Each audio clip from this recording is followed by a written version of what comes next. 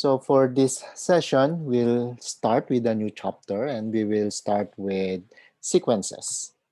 So what are these sequences? A sequence can be thought of as an ordered list of numbers. So in here, we have a sub 1, a sub 2, a sub 3 until a sub n, but you continue this. A sub n plus 1, a sub n plus 2. All right, so this can be an infinite list of numbers. But the point is, it must be an ordered list. So you know your a sub 1, you know your a sub 2, etc. Okay? So every member of the list is called a term of the sequence. And in particular, your a sub 1, it's called the first term. Or in general, your a sub n, we just call it the nth term. So a sub 2, it's your second term. A sub 3, it's your third term. And generally, your a sub n is just the nth term. Okay? Now, in this course, we will be dealing with infinite sequences. So sequences with infinite number of terms. So just like I said, you have a sub n in here. There's another one in here. You call it a n sub 1, a sub n plus 1. And then you have your a sub n plus 2. And you continue the listing. Okay? You continue the listing. So infinite sequences. Okay? So again, sequences, it's an ordered list of numbers. Okay? So we define infinite sequence or simply a sequence. So it is a function whose domain is the set of natural numbers. Okay? The set of natural numbers. So in here, our set of natural numbers, okay, it starts from 1, 2, 3, etc. Okay? It starts from 1, 2, 3, etc. Okay? But sometimes, for us, when we are discussing sequences, okay, you might see that we are going to use this set. The set of natural numbers plus including the 0. So this is the set which contains 0 and then 1, 2, 3, etc. Okay? So although in this definition here, we only say that the domain of F is the set of natural numbers, there's a possibility. In fact, later on, we will be also using this set. The set of natural numbers including the 0. Okay? Including the 0. So we usually denote by an. Okay? We usually denote by an the value of the function at n. Okay? Where here n is a natural number. So instead of writing it as f of n, okay, we just write it as an. Therefore, roughly it says that your f of n, this is equal to an. Okay? So in this definition, okay, f is a function or a sequence is a function whose domain is the set of natural numbers. So formally, we have here f from the set of natural numbers, and in our course, we'll only be dealing with the set of real numbers as codomain. Okay? So this is your function. The domain is the set of natural numbers. The codomain is the set of real numbers. So if we evaluate f at n, which is a natural number, we should get a sub n. Okay? So the sequence A1, A2, etc., we usually denote it by this guy here. So you have these curly braces, okay? And then you put your an there. So it means this an, it gives you all the terms, okay? And if we want to specify the number of terms that we have, we also put this notation here, or these symbols here. So it means that the first term of your sequence a sub n is 1. Okay? The second term will be n equals 2, and this will continue. Uh, the terms will be infinitely many. Okay? So you might have seen, maybe when you studied in algebra, okay? Um, you might have seen something like this: A1, A2, etc., and then until AN, and then you close the or AK. Let me put AK, and then you close this set. Okay. So for this guy here, what we have is a finite sequence because there are only finitely many terms. But again, as I have said in our course, we will be considering infinite um, sequences. Okay? Example, write out the first few terms of the sequence n plus 1 over n squared over from n equals 1 up to infinity. So this is an infinite sequence. So how do we do this? We start with n equals 1. So you have your a sub 1. This will be, what we're going to do is to replace the n with 1. So you will have 1 plus 1 over 1 squared. So this is just 2. So this is your a sub 1. When n equals 2, so you have your a sub 2. You will get 2 plus 1 divided by 2 squared. And this is just 3 over 4. You have n equals 3. So we look for, or we write a sub 3. So this will be 3 plus 1 over 3 squared. So this is 4 over 9. And then maybe last, here we have n equals 4. So we are looking for a sub 4. We will have here 4 plus 1 over 4 squared. And this is equal to 5 over 16. And you can continue this. N equals 5. You replace the n with 5 and you will get the a sub 5, etc. So these are the first 4 terms of this sequence. Okay? Now, this guy here, the one that we see here, these are the actual terms of the sequence. Okay? This guy here, this is a formula for the sequence. Okay? So in this example, we have a formula for the sequence and we are tasked to write the first few terms. So in the next example here, what we have are the actual terms. So the first few terms of the sequence. So our job is to find a formula for the general term, meaning what is a sub n for any natural number n. And of course, in here, we are assuming that the terms or the pattern continues. So we have these first few terms, okay? We have these first few terms here. We have the 4 terms in here, first 4 terms, and we assume that the pattern continues. So um, how do we write the general term? Let's just make some observation. So you have your a sub 1. This is equal to 3 over 5.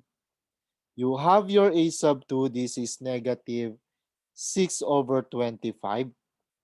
Then a sub 3 you have 9 over 125. And then a sub 4, this is negative 12 over 625. And the pattern continues. So first observation that we can make here, the terms alternate from positive to negative. So we have here positive 3 over 5. And then the next, it's negative 6 over 25. And then the next, after the negative term, we have a positive term. And then here we have another negative term. Okay? So it means this a sub n, we have our a sub n. It means it must have a multiplier 1 and negative 1 in alternate manner. And to get 1 and negative 1 as a multiplier alternately, we get a power of negative 1. Because if you see, if the power of negative 1 is odd, we will get a negative number. The power of negative, if the power of negative 1 is even, we will get a positive 1. So it means that maybe we have this negative 1 and we raise it to some power. And you know that in the set of natural numbers, odd and even numbers also alternate. We have odd number, even, odd, even, odd, even. So if we combine all those facts, then we can have the factor negative 1 raised to n plus 1. Or maybe this is what you will get, negative 1 raised to n. But the question is, which one? Look, you have your first term. You have your first term here, n equals 1. And the number is positive. Okay? So if we use this guy here, when n equals 1, it's an odd number, negative 1 raised to 1, it will give you negative number. So it cannot be this guy here. On the other hand, if here, okay, you have negative 1 raised to n plus 1. So when n equals 1, 1 plus 1, that's 2. Negative 1 squared, that's positive 1. So at least on the first term, the positivity is satisfied. The positivity here is satisfied. How about the negativity on the second term here? If n equals 2, 2 plus 1, that's 3. And negative 1 to the 3, it's a negative number. So this guy here, it's satisfied. When n equals 3, n plus 1, that will become 4. Negative 1 raised to 4, it's positive 1. And now we have this positive. So this guy here is a perfect multiplier, so that we will have that alternate positive, negative, etc. Okay? So that's the first multiplier. What about the other terms? Now, look at the numerator. In the numerator, we have here, the first one, we have 3. The second one, we have 6. The third one, we have 9. Fourth one, here we have 12. So it seems like it's a multiple of 3. And we can use that. We can use that fact. 3 times 1, that will give you 3. Now, 3 times 2, that gives you 6. 3 times 3, that gives you 9. 3 times 4, that gives you 12. So maybe, if we multiply the subscript by 3, that will give us the numerator. So we have the subscript here multiplied to 3, we get 3. We have the subscript 2 here multiplied to 3, we'll get 6. So at least in the first few terms, this 3n satisfies the numerator.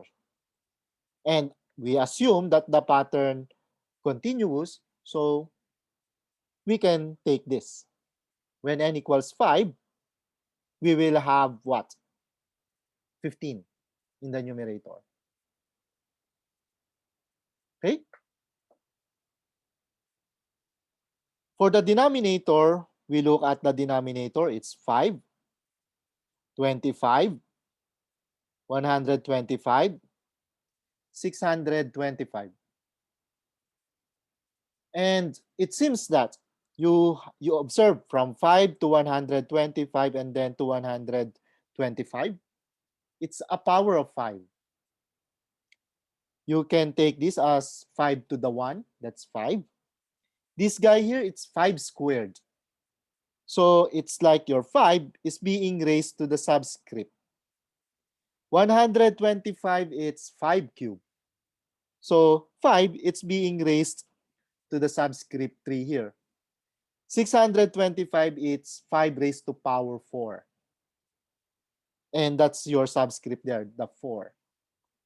So we can deduce that the denominator is 5 to the n.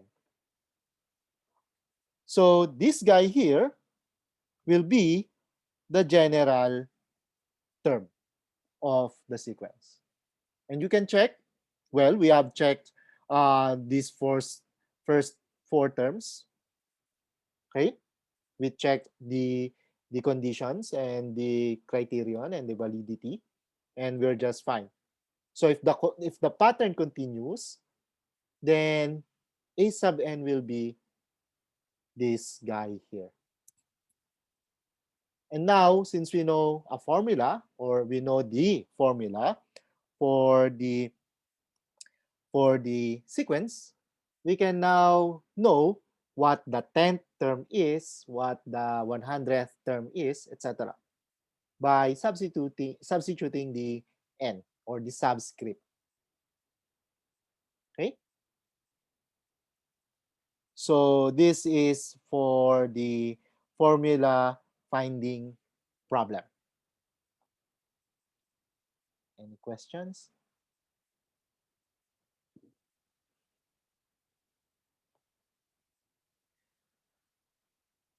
Now, notice when we define this, okay, when we define this sequence, it is a function. It's just a function. Okay? So if it is a function, we can talk about limits. We can talk about continuity. Possibly. We can even talk about differentiability. Possibly. But we will not go beyond that. We will not actually go beyond limits.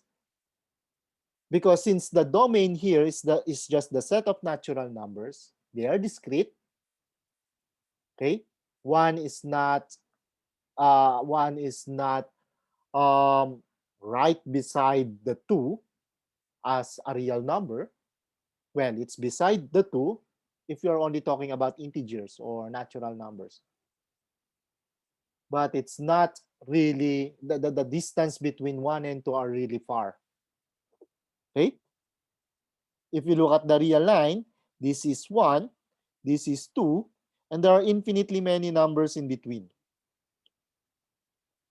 Okay? So we cannot talk about continuity there. Let alone derivatives or differentiability. Okay?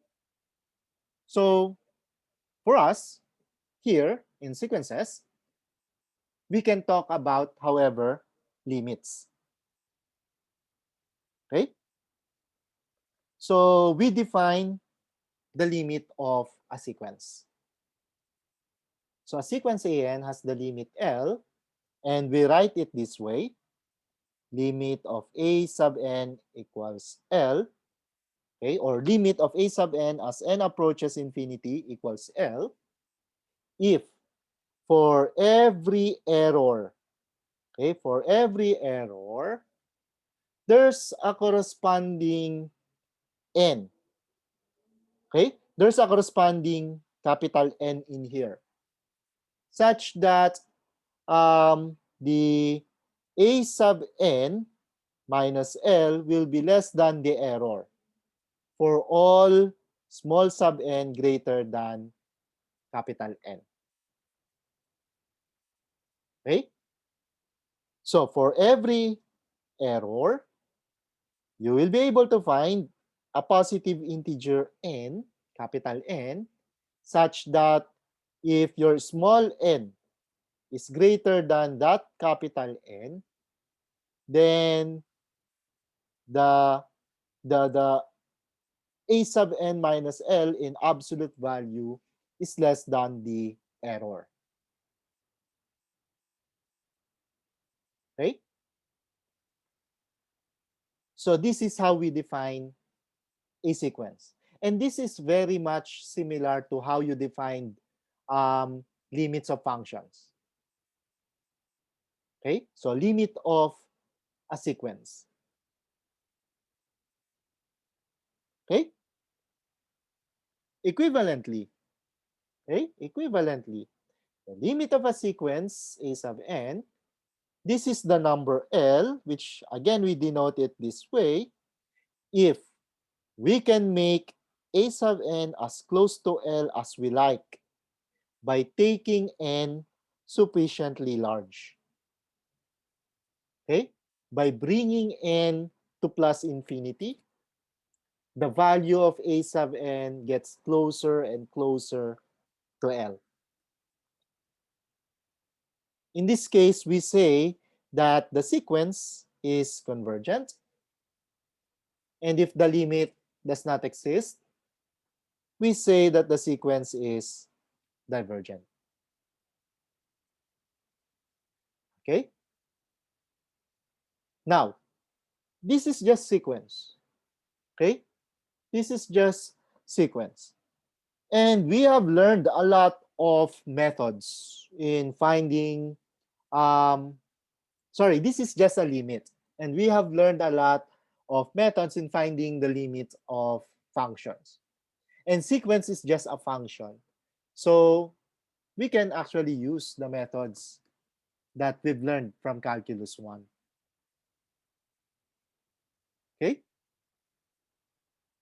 For now, let us look at this.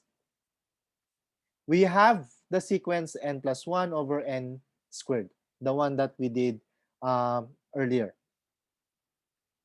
So you look at this.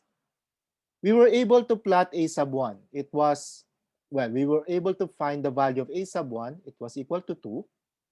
So here is that point. We also have a sub 2. It's 3/4, correct? So this guy here, it's at the 3/4. We also had a sub 3 and a sub 4. Okay? And then if we continue plotting and we continue getting the a sub n's, we will have here a sub 5, a sub 6, 7, etc. Okay? And if you try to observe this, it seems that this guy here, these points here, gets the point gets closer and closer to 0. Okay? So as we increase the value of n, it seems that the point goes to 0. Okay? In fact, later we will see that the limit of this sequence, okay, is equal to 0. Okay? And the technique we're going to use for this is by defining a continuous function. Okay? So you look at this. This is your sequence, a plus 1 over n squared. And here we are defining some function, f of x equals x plus 1 over x squared. In here, in this definition, we are now going to consider x to be from 1 up to plus infinity. All the real numbers from 1 to plus infinity, not just the positive integers, not just 1, 2, 3, etc. So in here, we are going to consider this function where x is from 1 up to plus infinity. And you see this red graph here. That's the graph of this function f of x here. Okay? If you look at this f of x and you change your x to be an integer, positive integer, you will get a term of the sequence. Okay? Which means that the term of this sequence, okay, the terms of this sequence lie on the graph of this.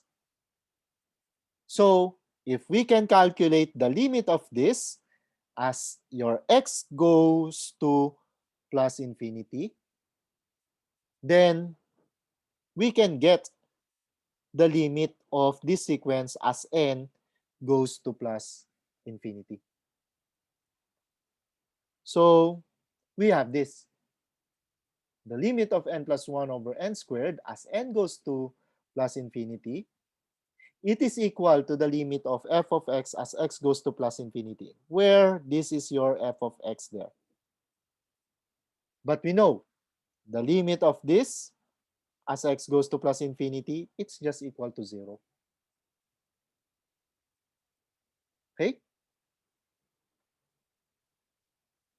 Question?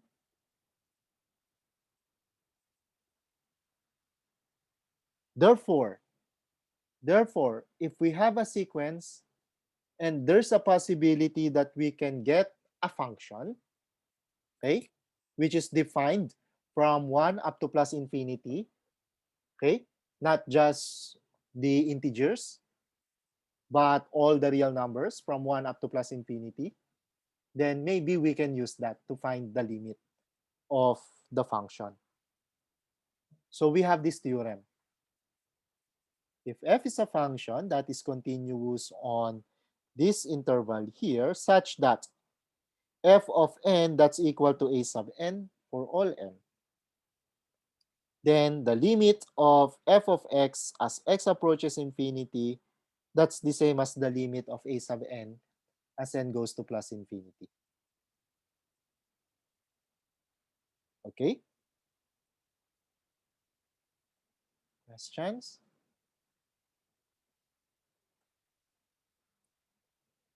So, for example, let us show that this sequence is divergent, meaning it has no limit as n approaches infinity. So to do this, we start with the following. Let f of x be equal to e to the x squared over x squared. So in here, we are defining this function, okay, over the interval 1 up to plus infinity. That's all the real numbers between 1 and infinity. Okay? Then, we find the limit. Okay? We find the limit of f of x as x goes to plus infinity. So this is equal to the limit e to the x squared over x squared as x goes to plus infinity. But take note, this is infinity over infinity. So we can use L'Hopital's rule. So we have L'Hopital's. So for this, we have the limit as x approaches plus infinity. This will be 2x e raised to x squared So derivative of e to the x squared, it's e to the x squared. But by chain rule, we have to get the derivative of x squared. We will get this 2x. So that's for the numerator. For the denominator, we need to get the derivative of x squared, and that's just 2x. And if we simplify this, we'll just have the limit as x goes to plus infinity of e to the x squared. And you see, this is plus infinity. So the limit does not exist. Okay? So according to the theorem, the limit as n approaches plus infinity of e to the n squared over n squared, this is also plus infinity. So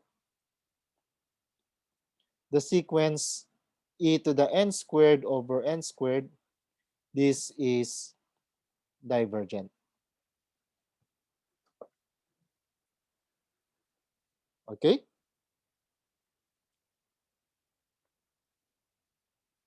Questions?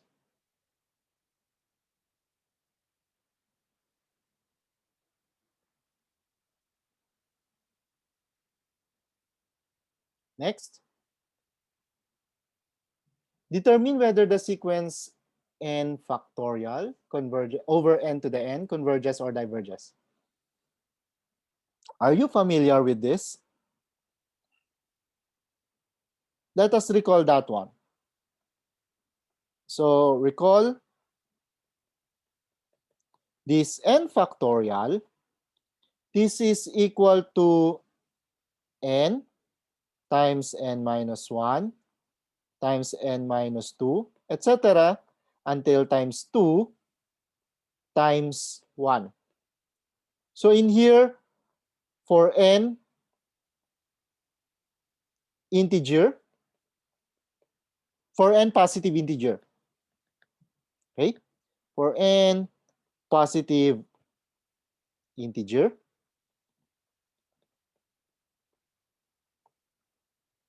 okay? Or this guy, we can write it as n times n minus 1 factorial.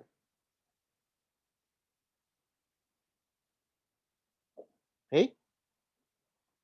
We define 0 factorial. We define this to be equal to 1.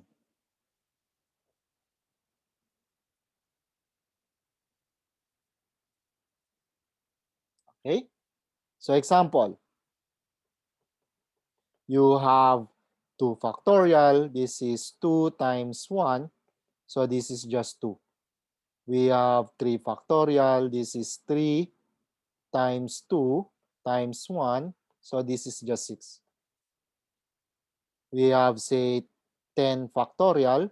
This is 10 times 9 times 8, etc. times 2 times 1. And whatever the product is, that will be the 10 factorial. Of course, 1 factorial, it's just 1. Okay? So that's your n factorial.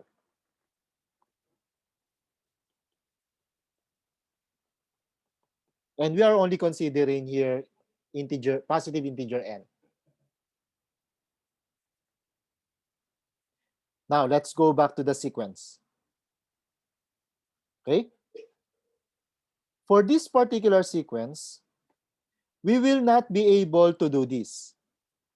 So we cannot do this. You have your f of x equals x factorial over x to the x.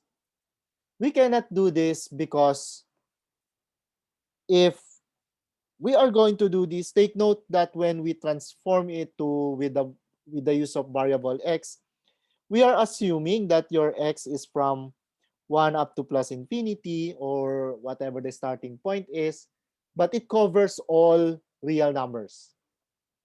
You'll have your 1/2, square root of 2, pi, e, etc. But we don't define the x factorial for those cases. We only define, in this course, we only define the factorial for positive integers. Which means, for this particular example, we cannot use this theorem here. So where is that theorem? So for this particular example, we cannot use this theorem here. So what we're going to do is to do it in another way. So we want to determine whether this sequence is convergent or divergent. So how do we do this? Now, look at this.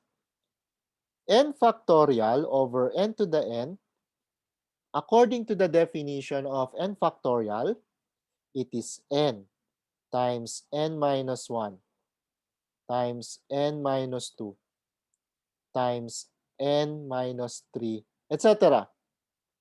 until you will have your 2 times 2 times 1.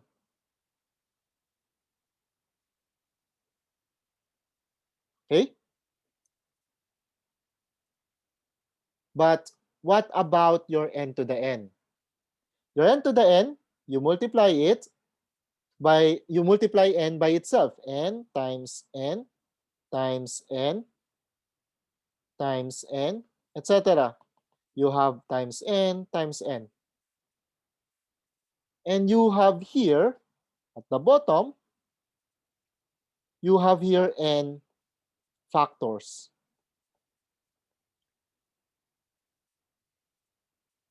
So n factors.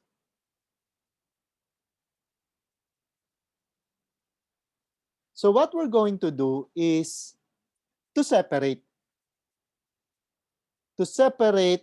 one of the numerators above with, you combine it with another one denominator at the bottom, and then you separate it from the other guys. So what I'm saying is, this guy here, we can write this as n over n times n minus 1 over n times n minus 2 over n times n minus 3 over n, etc. until you will have 2 over n times 1 over n. And this is possible. The denominator has n factors. The numerator also has n factors. 1, 2, etc., n minus 3, n minus 2, n minus 1, n. So you have n factors. So you can pair one numerator and one denominator. Okay?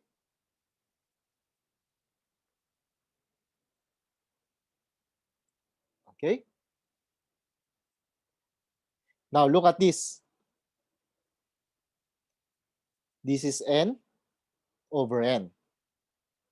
Okay? So that's just 1. Now, which is bigger? N minus 1 over n or 1? So we look at this. Which is bigger? N minus 1 over n or 1? 1 is bigger. Numerator, it's n minus 1. Denominator, it's n. So this guy here, it's less than 1. Similarly, for this is less than 1. Similarly, for this is less than 1. Of course, this guy here, this is less than 1. Similarly, 1 over n, it's less than 1. This guy here, it's also less than 1. But we will fix that 1 over n. This means that the product here, okay, the product here will be less than 1 times 1 times 1 times 1, etc. times 1 over n.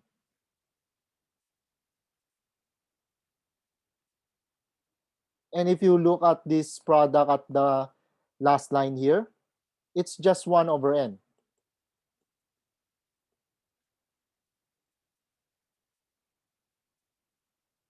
Okay?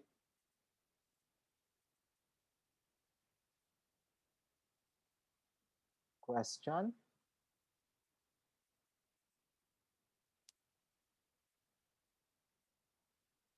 So, what have we got so far?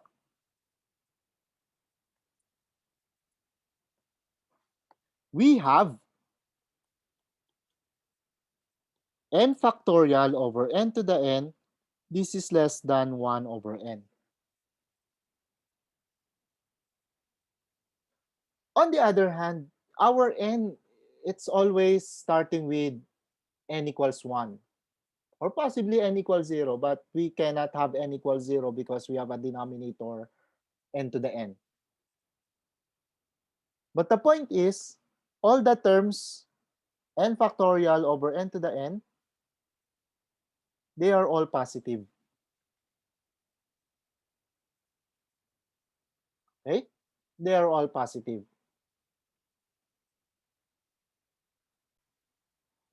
So from here, remember squeeze theorem? So using squeeze theorem or sandwich theorem, okay? Of course, the limit of 0 as n goes to plus infinity, it's just 0. And the limit of 1 over n as n approaches infinity, this time you can use your function 1 over x. So you will have here the limit of 1 over x as x approaches infinity. This is also equal to 0.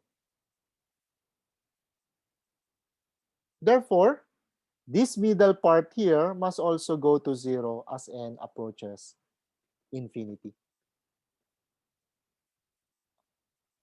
Okay?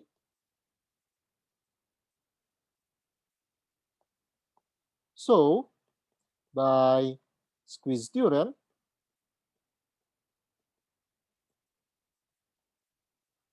we have the limit of n factorial over n to the n as n approaches infinity. This is also equal to 0. And therefore, the sequence is convergent.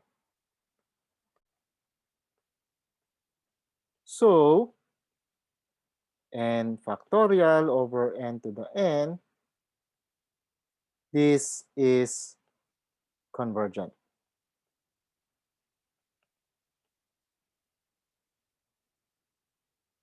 Okay?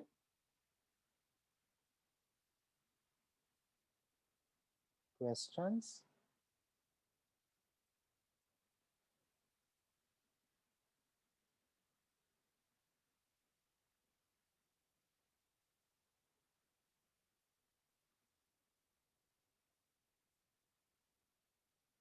So in short, limits of sequences, we can use the techniques that we've learned from Calculus 1, finding limits of functions. Okay? So this is not new to us.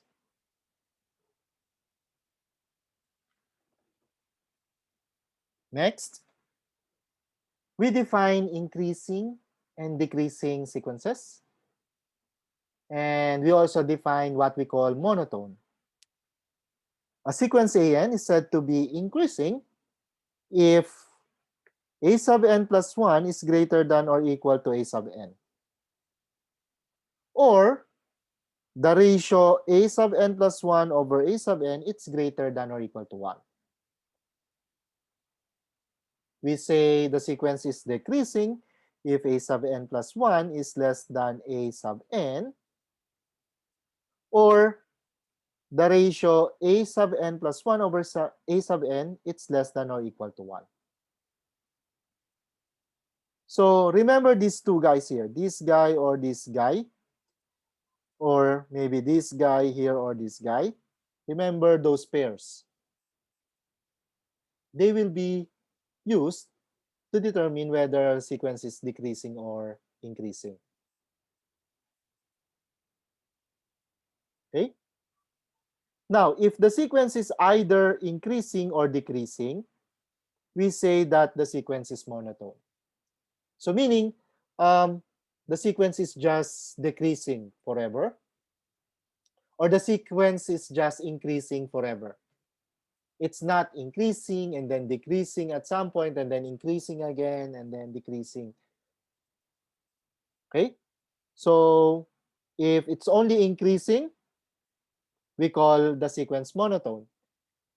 If the sequence is only decreasing, we call the sequence monotone. Okay? And there is another term, okay? There's another term that I want to introduce. It's called eventually increasing or eventually monotone, or well, eventually increasing or decreasing, eventually decreasing. Sometimes they use ultimately increasing or ultimately decreasing. So it means at some point, your sequence could be something like this, okay? And then eventually it just goes up and up and up, okay? And it never goes down, okay? So if we look at this, it's increasing at this point and then decreasing at this point, and then it increases all the way. So this is eventually increasing, because starting from this, okay, starting from this, the terms now increases or increase. So eventually increasing or ultimately increasing. And analogously for decreasing, okay? So for the eventually decreasing or ultimately decreasing, maybe your terms are something like this.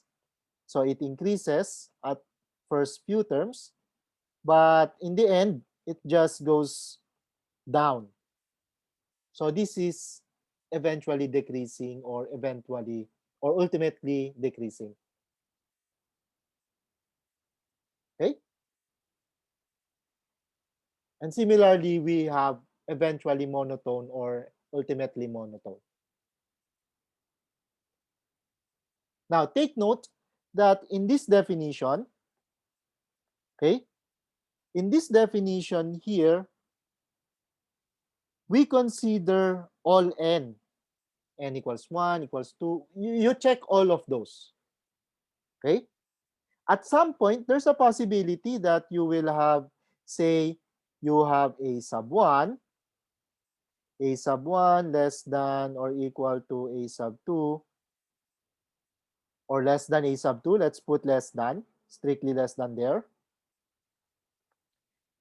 Less than a sub 3, and then your a sub 3 it's equal to a sub 4. This is also equal to a sub 5, and then your a sub 5 it's less than a sub 6, less than a sub 7, and then becomes equal again here, and less than a sub 9, etc. It doesn't matter if there are 2 or 3 consecutive terms which are equal. Okay? As long as generally it only increases, the sequence only increases, then you have an increasing sequence. Okay? So on there's a possibility that the um, consecutive terms are equal. Okay? As long as the general relation between terms, between consecutive terms, is less than or equal, then you have an increasing sequence. And of course, the other direction, it's the same thing. Now, if you have something like this, A sub 1 equals A sub 2 equals A sub 3 equals etc. all throughout, then you have a constant sequence. For example, you have 1, 1, 1, etc. All the way, it's 1. This is a constant sequence. Okay? We may not say this is increasing because it's not actually increasing. We cannot also say this is decreasing because it actually does not decrease. It's just constant.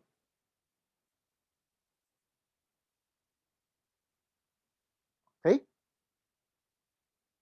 Questions?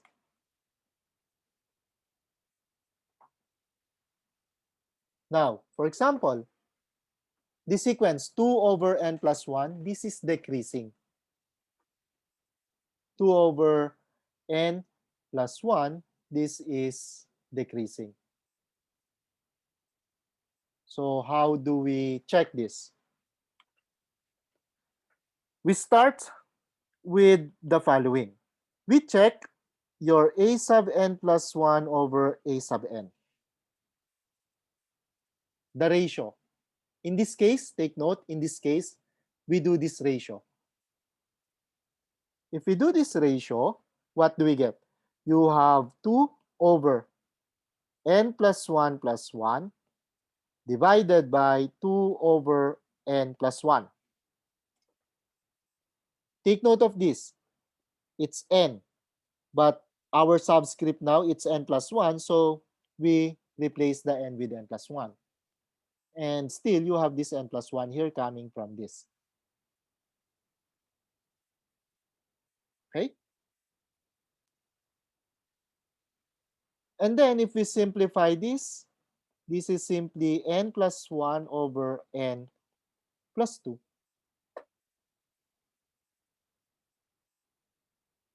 But now look, numerator, it's n plus 1. Numerator, it's n plus 1. Denominator, it's n plus 2. Denominator is greater than the numerator. So this will be less than 1. Which means we have this condition here. Okay? So we have this condition here. Therefore, the sequence is decreasing. Okay? So 2 over n plus 1 is decreasing.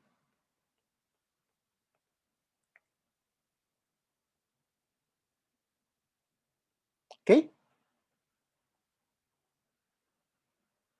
Questions?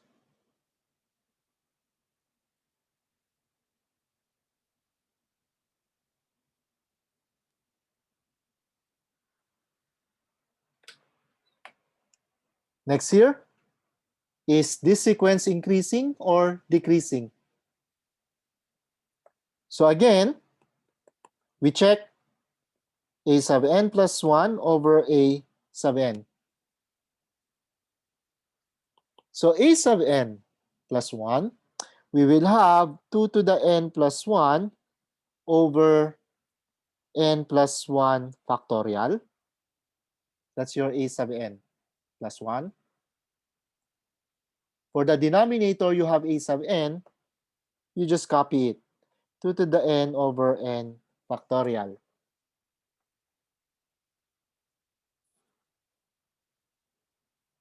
And then let's just rewrite this.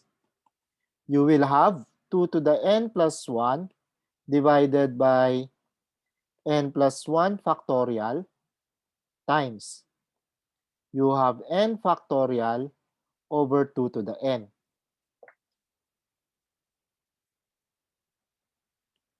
We recall n factorial. So n factorial, this is what? N times n minus 1 times n minus 2, etc. times 2 times 1.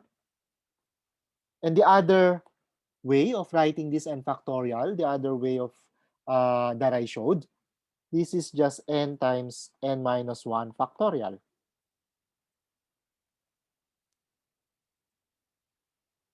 Now, what if we have n plus 1 factorial? N plus 1 factorial, this is just n plus 1 times n factorial.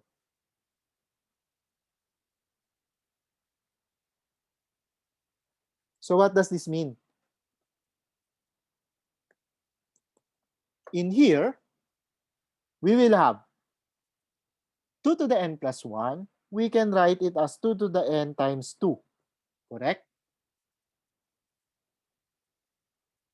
And then on the denominator here, you will have n plus 1 times n factorial.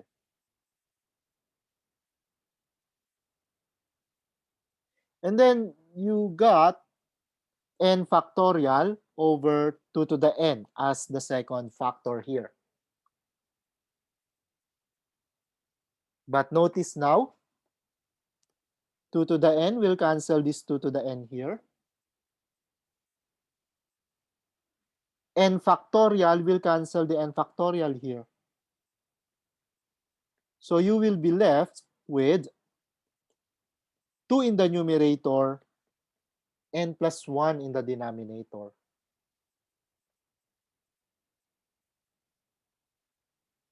And your n starts from 1. So you have, for n equals 1, you have 2 over 1 plus 1. That's 2 over 2. For n equals 2, you have 2 over 2 plus 1. So 2 over 3. That's less than 1.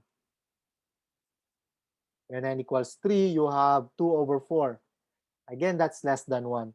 So all of these are less than 1 for all n greater than or equal to 1.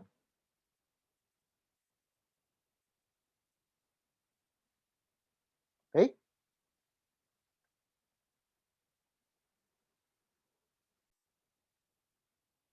Which means we have this ratio here, a sub n plus 1 over a sub n. It's less than or equal to 1.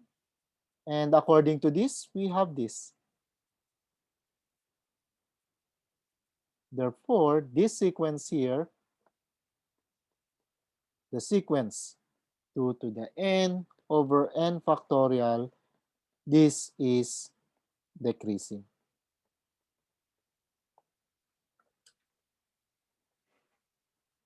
Okay?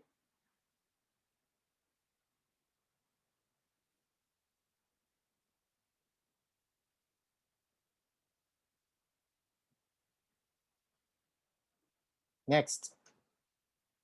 Show that e to the 2n over n squared is increasing. Show that e to the 2n over n squared, this sequence is increasing.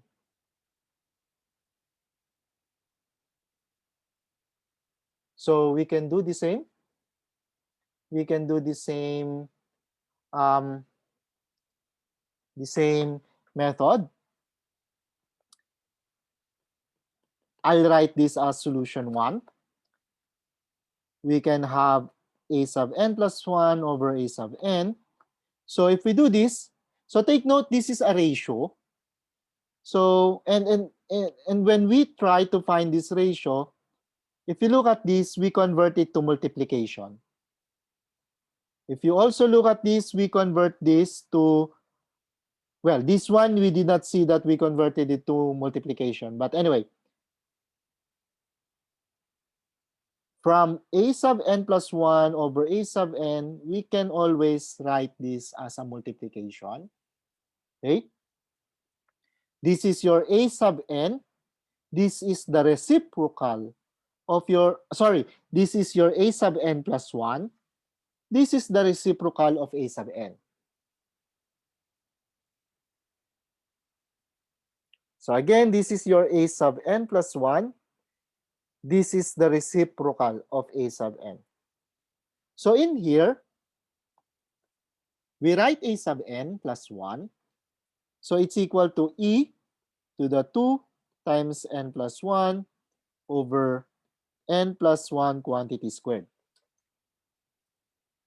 And then we multiply this to the reciprocal of a sub n.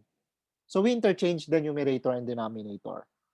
So we'll just have n squared over e to the 2n.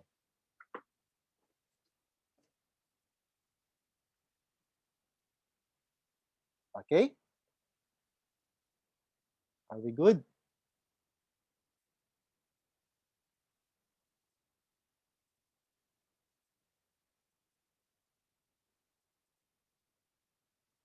And now, look at this. We have e to the 2n times e squared. E to the 2n times e squared for this part.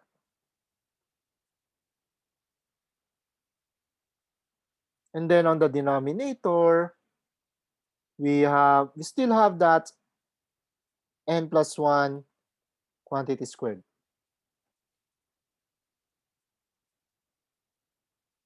And then on the other side, we still have your n squared. For the denominator, we'll just have e to the 2n.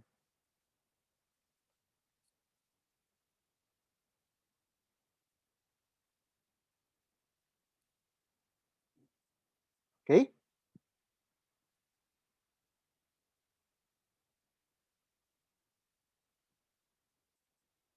Now, if we simplify this, notice this guy here will cancel this guy here.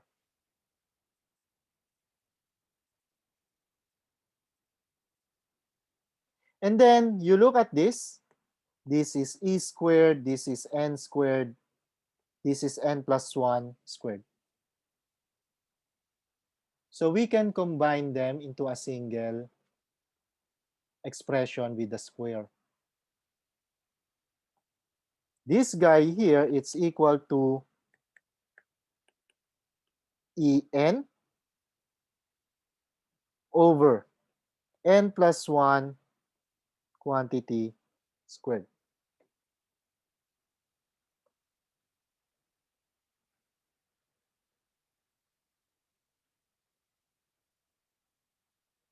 Okay?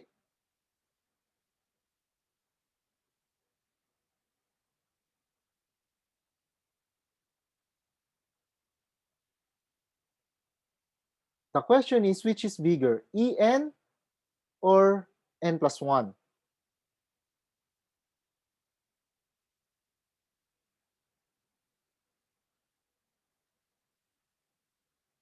Okay? Which is bigger, en or n plus 1? Now look at this.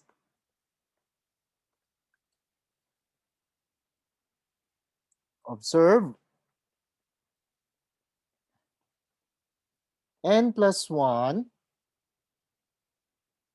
this is less than n plus n. Less than or equal?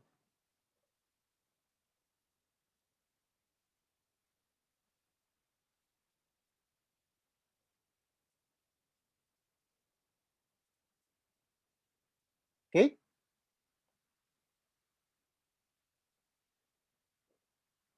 So what does this mean? 1 over n plus n, this will be less than or equal to 1 over n plus 1.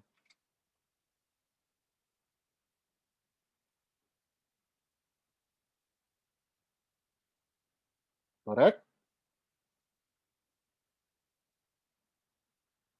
But what is 1 over n plus n? This is just 1 over 2n.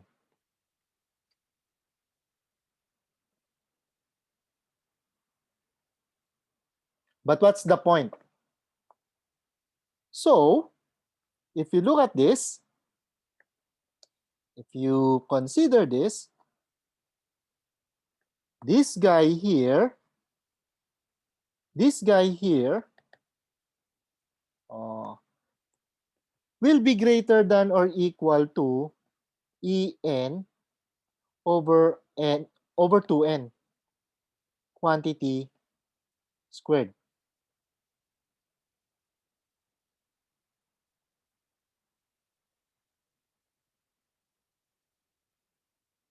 Okay? Your En over n plus 1 quantity squared, it will be greater than En over 2n quantity squared.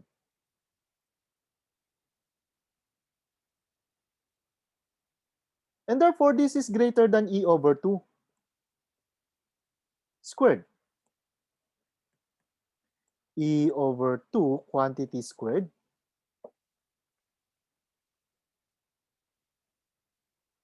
In fact, this guy here is equal to this. Let me put the chain below it. Okay, let me put the chain here. Let me also, I'll adjust this guy here to have some space. Okay.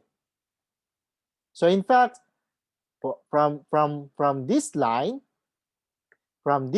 here going to this line, we just have the equality. Okay, we just have that equality because you just canceled n over n. Okay, but E over 2, it's greater than 1. E, this is approximately equal to 2.718. So E over 2, this is greater than 1, which means that this is greater than 1 squared, but 1 squared, it's just equal to 1. So what does this mean? So a sub n plus 1 over a sub n, this is greater than or equal to 1. So the sequence e to the 2n over n squared, this is increasing. Is increasing.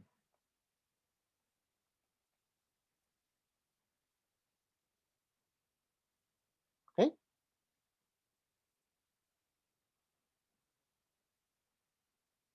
Questions?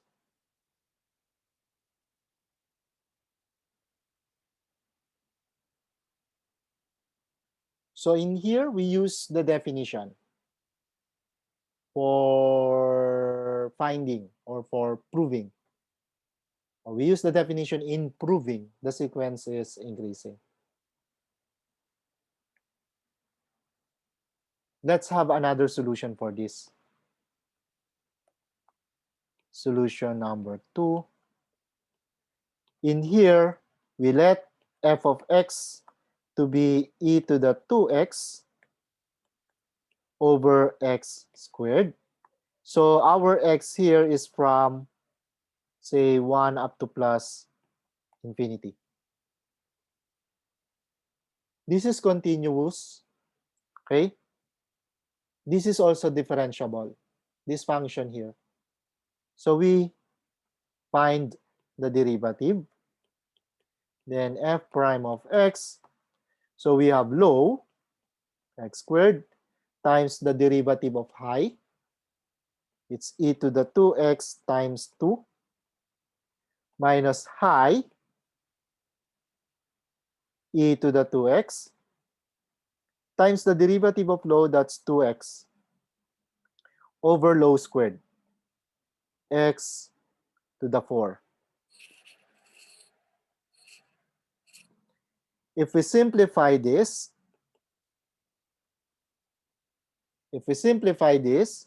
we'll get 2x e to the 2x minus 2 e to the 2x divided by x cubed.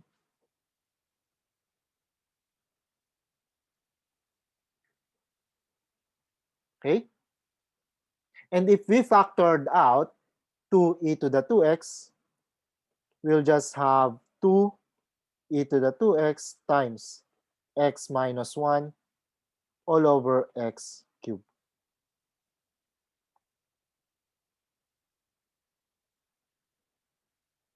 Now, for x greater than or equal to 1, of course, this function here, your e to the 2x, it's always positive. The cube of positive number, it's also positive. Now, if x is greater than or equal to 1, look at this. X minus 1 will be positive. So this guy here, this is greater than or equal to 0 for x greater than or equal to 1.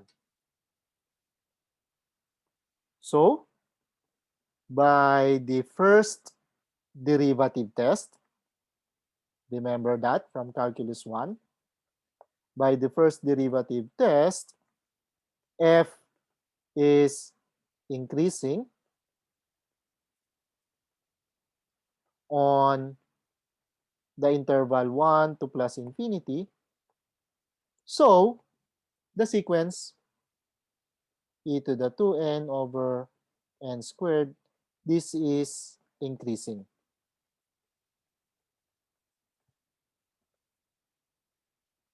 Okay? So the solution is easier if we remember some concepts from calculus 1.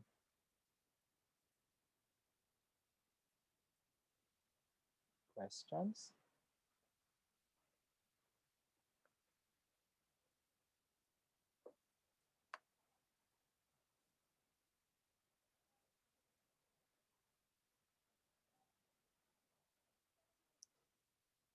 Now, let us talk about bounded sequence.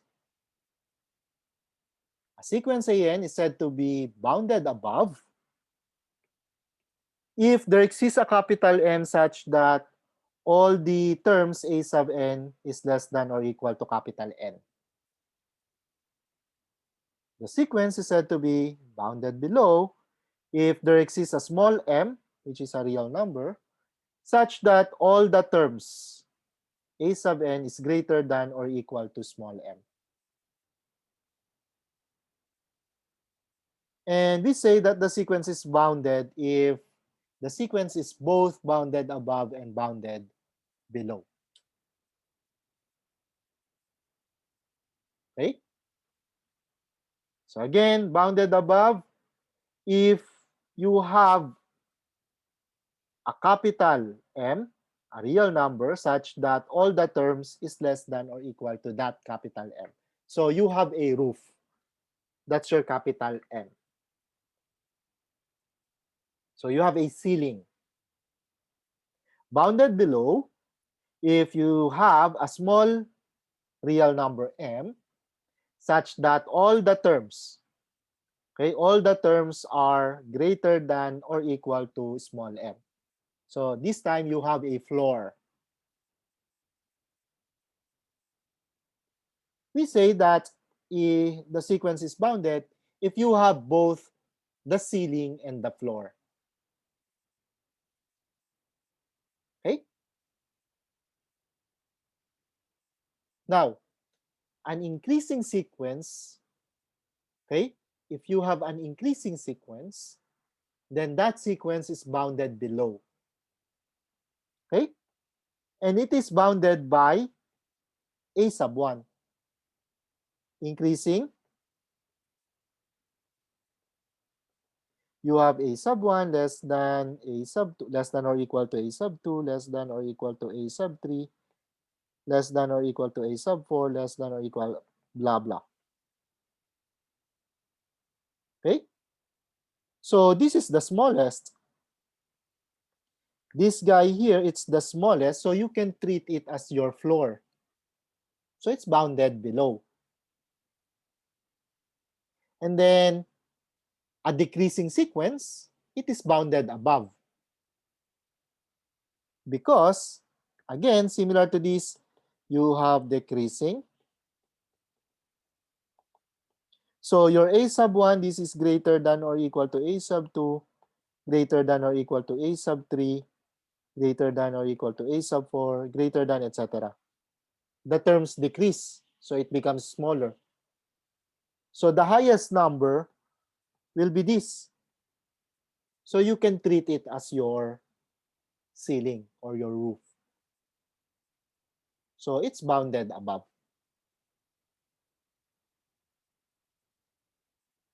Okay? For example, the sequence a the sequence n squared, this is bounded below. You know this is bounded below because all the numbers, these are all positive. N squared is always positive. So a sub n, it's always greater than 0. If n equals 1, you have 1 squared, that's 1.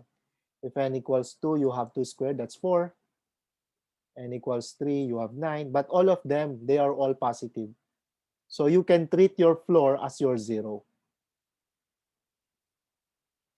Okay? It's not bounded above. Because as you increase your n, your n squared will just continue to increase. And you will not have any ceiling.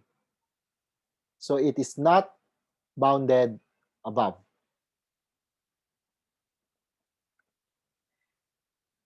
This guy here, this is bounded above because you take your n to be positive integers, which means n plus 1 over n squared, they are all positive. So an is greater than 0. Earlier, we proved that this sequence here, this is decreasing. Therefore, according to this remark here, okay, it is bounded above. So we have bounded below because they are all positive. And it's decreasing, so bounded above. By definition, the sequence is bounded. So again, the sequence is bounded if it is both bounded above and bounded below. So bounded below because they are all positive. Bounded above because it's a decreasing sequence. So the sequence is bounded. Okay? Now, what's nice about this is every bounded monotone sequence is convergent. Every bounded monotone sequence is convergent. Graphically, it's like this. You have your sequence, okay? You have your sequence that goes something like this. It says it's bounded. So you have a boundary above. This is capital M, okay? And then there's also small m. It's bounded below. If your sequence is increasing, because it's monotone, it's just increasing, it will not decrease, okay? It will not pass beyond capital M, okay? It will not go over capital M. It will continue to increase, but it will not go over capital M. So this sequence will approach some number below M, below or equal to M. Okay? That's for the increasing. If you have the decreasing, so again, this is your capital M here. This is your small m here. And your sequence is decreasing. It will continue to decrease, but it will not go below small m because it says it's bounded. All the terms must be greater than small m. So it will not go below small m. So intuitively, this will have some limit. The limit will be small m or even something greater than small m. Okay? So every bounded monotone sequence is convergent. For example, in here, the sequence n plus 1 over n squared, we said it's convergent. We said it's bounded. And we also said it's decreasing. So this sequence is convergent according to this theorem here. And we've seen that. Okay?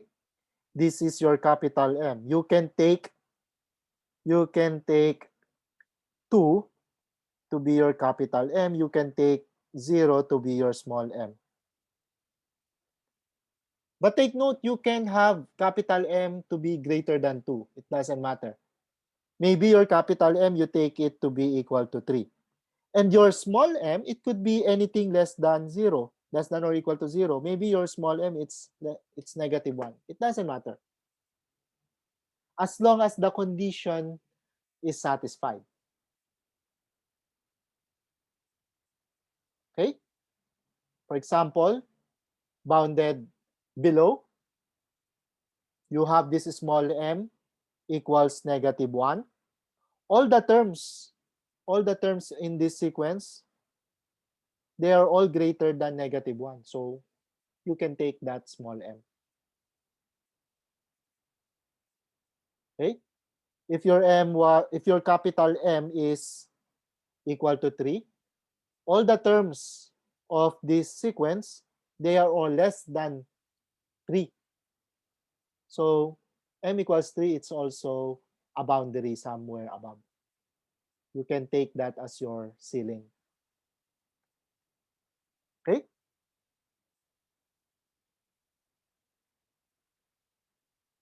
Questions?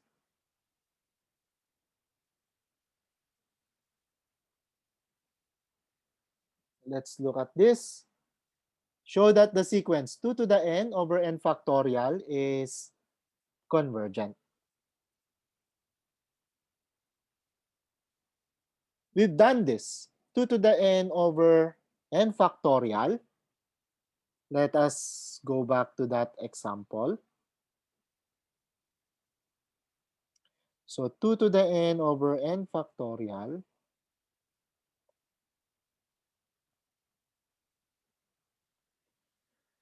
where is that? This guy here. 2 to the n over n factorial. We found that this guy here is decreasing. Okay? So solution from the previous example, from the previous work, let's say work, we found that this sequence 2 to the n over n factorial is decreasing. Okay? So it is bounded above.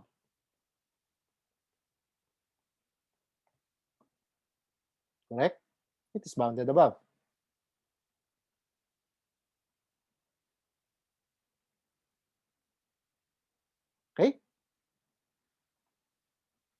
Now, for all n, for all n equals 1, 2, 3, etc., 2 to the n over n factorial,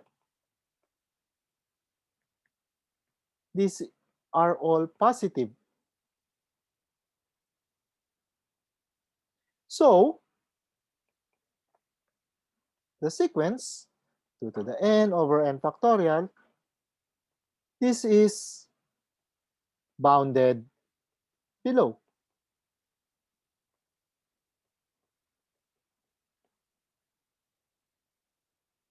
But we mentioned the sequence is decreasing, meaning it's monotone. And it is bounded above as also bounded below. So, the sequence 2 to the n over n factorial is monotone, okay, and bounded.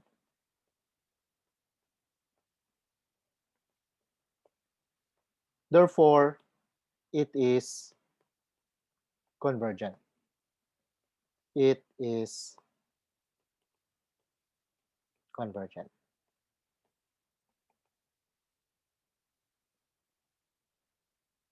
So we didn't have to compute for the actual limit. Of course, if we can compute for the limit, if we can solve for that, then we can easily say that the sequence is convergent. But in here, what we did was to use this theorem here. Okay? We use this theorem in here. Bounded monotone. So we showed before it was decreasing, so it's monotone. Here we explained it's bounded above and bounded below. So it is bounded. So monotone and bounded, therefore convergent.